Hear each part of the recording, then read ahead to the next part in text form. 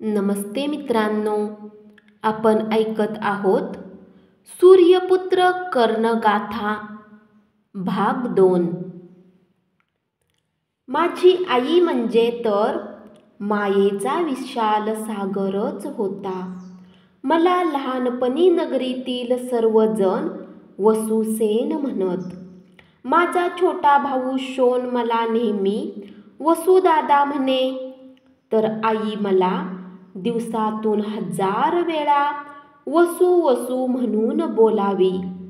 तिनं मला केवळ आपलं दूधच पाजलं नव्हतं, तर तिच्या प्रेमाचं विशुद्ध अमृतही मी सतत मनसोक्तपणे पीत आलो होतो।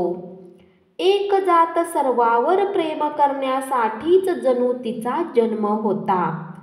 सगळं चंपानगर तिला राधा माता म्हणत होतं। सर्वांसाठी अविरत कष्ट आणि पोटी अमाप माया, यामुळे तिचा शब्द कधीच खाली पडत नव्हता। माझ्या कानात जन्मजातच 2 कुंडल होती। त्यांची ती नगरातील लोकांशी बोलताना अनेक वेळा चर्चा करी। मी क्षणभर जरी दृष्टी आड गेलो तरी तिचा जीव घाबरा होई। शेजाऱ्यांकडे जाऊन ती मला शोधण्याचा प्रयत्न करी। घटकान घटका मला समोर बसवून माझ्या कानातील कुंडलाकडे स्वतःला विसरून उगाच एकटक पाहत बसे।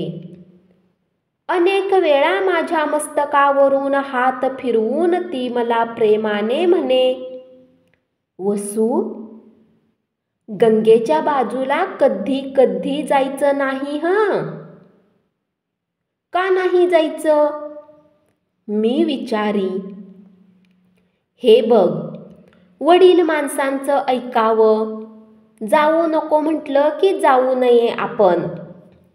किती भित्री आहेस ग तू? अगं, काय होतंय गेलं तर?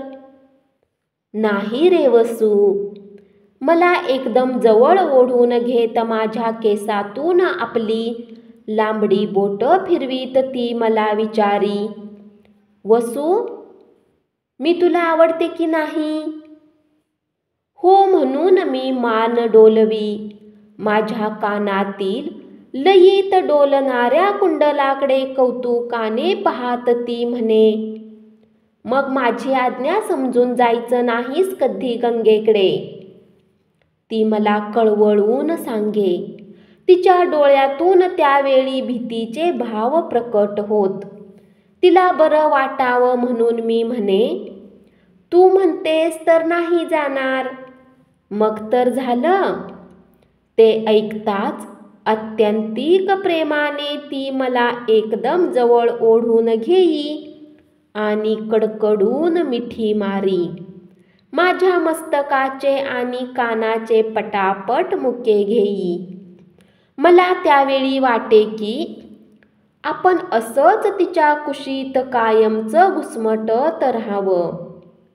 तिच्या कुशीत राहूनच मी विचार करी, गंगा मातेच्या पाण्याला आईनं एवढं का बरं घाबरावं? आणि मला तर गंगा मातेच्या पाण्याची अनिवार ओढ होती। तिच्या लपलपणाऱ्या असंख्य लाटांशी घटकान घटका बोलत बसणं हा माझा सर्वात आवडता छंद होता। आईला तो कळला असता तर? मला शोधित ती नक्कीच सरळ गंगेच्या किनाऱ्यापर्यंत आली असती। छे, काही झालं तरी आपण नेहमी नदी किनाऱ्यावर जातो हे तिला कधीच समजता कामा नये। मी निश्चय करून टाकी आणि तो पुरा करण्यासाठी शोनाला रंगीत शिंपले आणि पिकलेल्या पिवळ्या बकुल फुलांच्या मुठी भरून देई।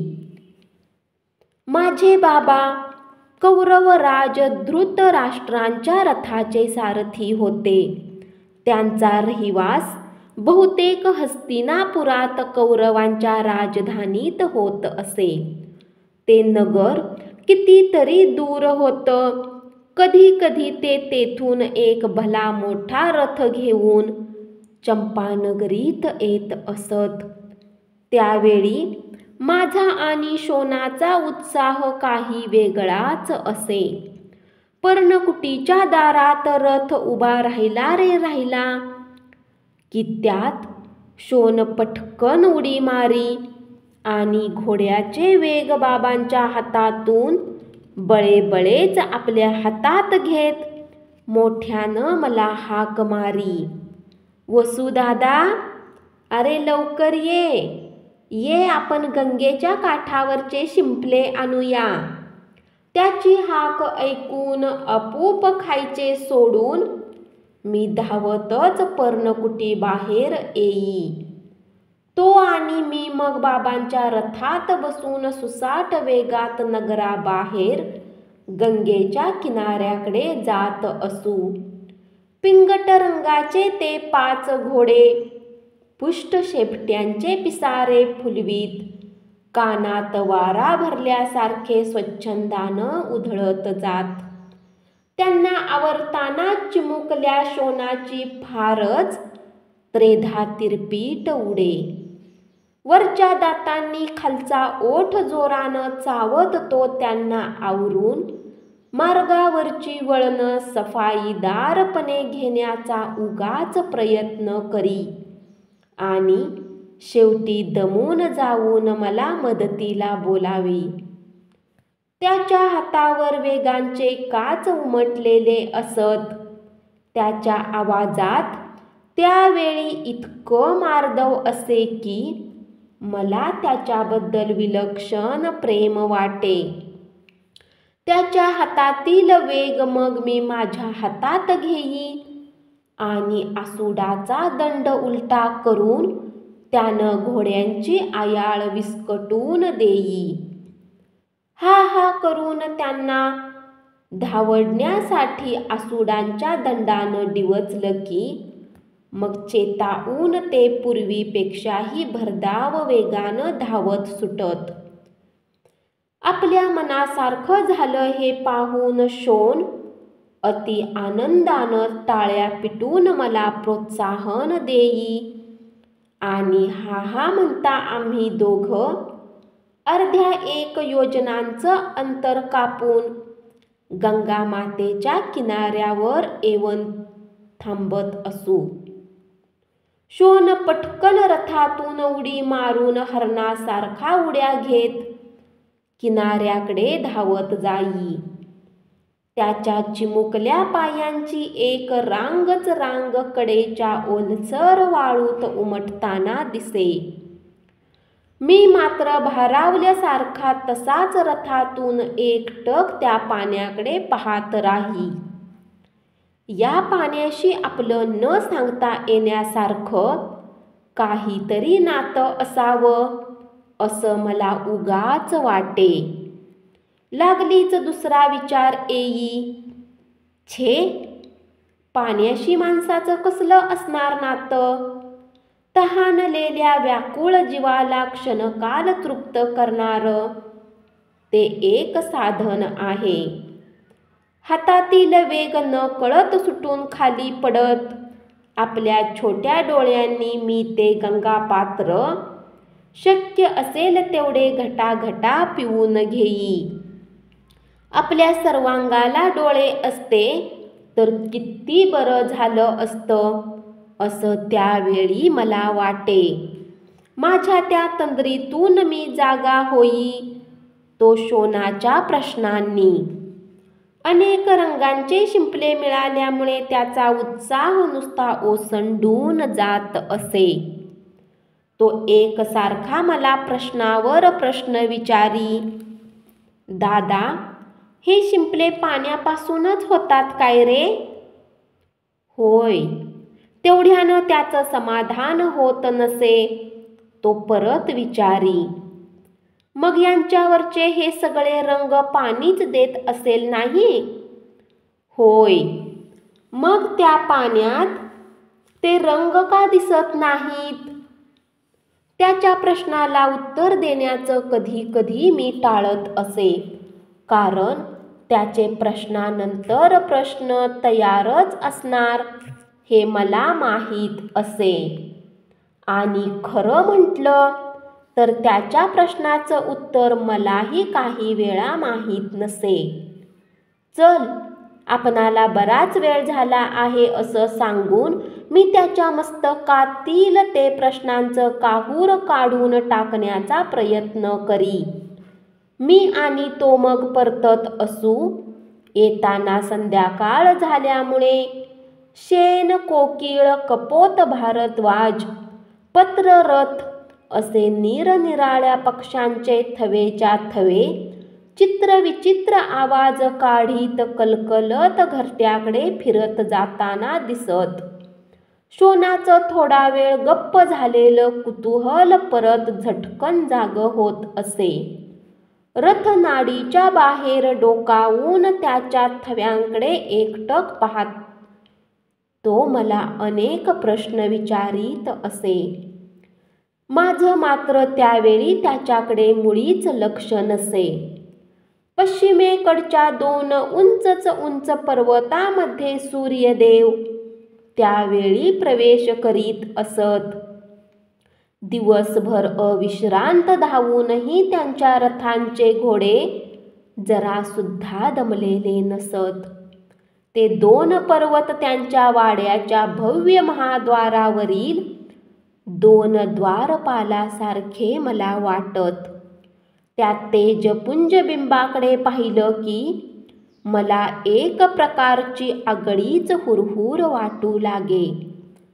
आता क्षणार्धात ते तेज आपल्या दृष्टी आड होणार या जाणिवेनं तर वियोगाची एक प्रचंड लाट उगाच माझ्या नसानसातून उमटून जाई. मी एकटक त्या बिंबाकडे पाही.